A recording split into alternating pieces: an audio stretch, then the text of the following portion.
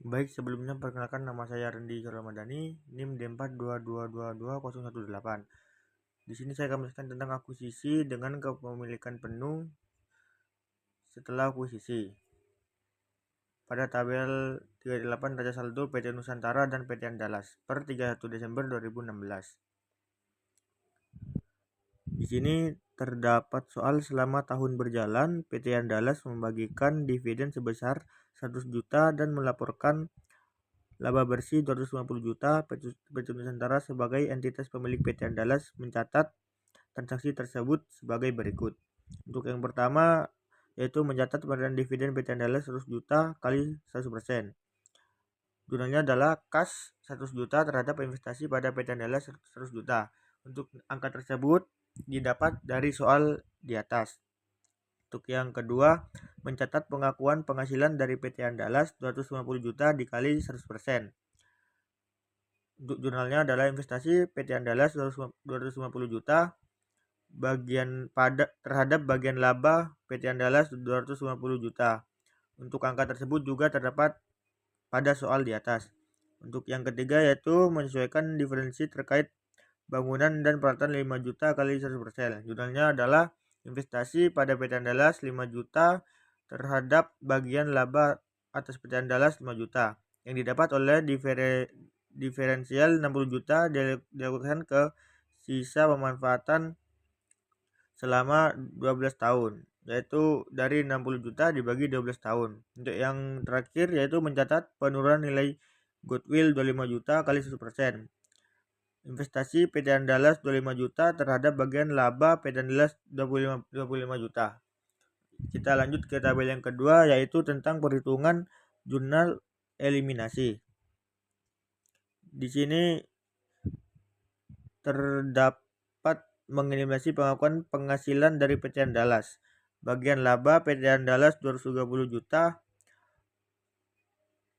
yang didapat dari tabel di atas laba bersih dan dividen diumumkan 100 juta terdapat dari soal di atas tadi.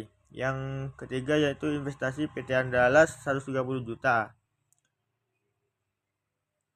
Untuk yang kedua yaitu mengeliminasi saldo awal investasi.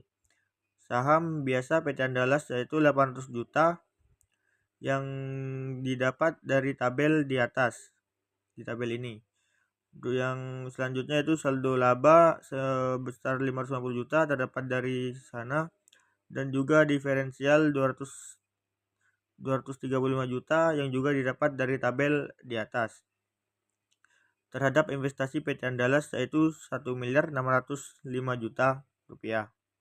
Dan selanjutnya yaitu mengeliminasi pengalokasian diferensial. Tanah sebesar 210 juta, goodwill sebesar 100 juta, akumulasi penjutaan bangunan sebesar 5 juta, bangunan dan peralatan 60 juta, diferensial 255 juta.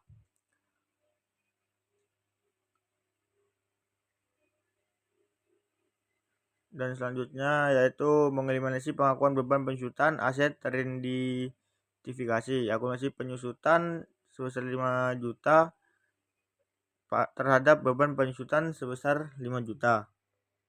Untuk yang terakhir yaitu mencatat penurunan nilai atau goodwill. Kerugian penurunan nilai yaitu sebesar 25 juta dan goodwill sebesar 25 juta.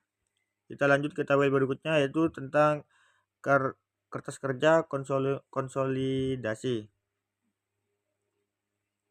Baik, di sini langsung saja masukkan angka-angka yang tadi sesuai dengan warna yang telah ditentukan seperti di atas.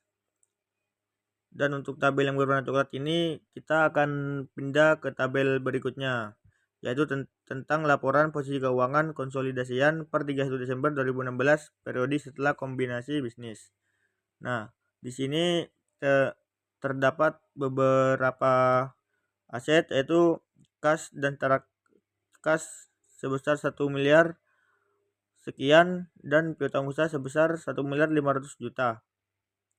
Jika ditotal secara keseluruhan yaitu berjumlah 9 miliar 30 juta rupiah. Dan selanjutnya yaitu utang jika ditotal secara keseluruhan yaitu 9 miliar 30 juta rupiah. Mungkin itu saja dari saya. Kurang lebihnya mohon maaf. Assalamualaikum warahmatullahi wabarakatuh.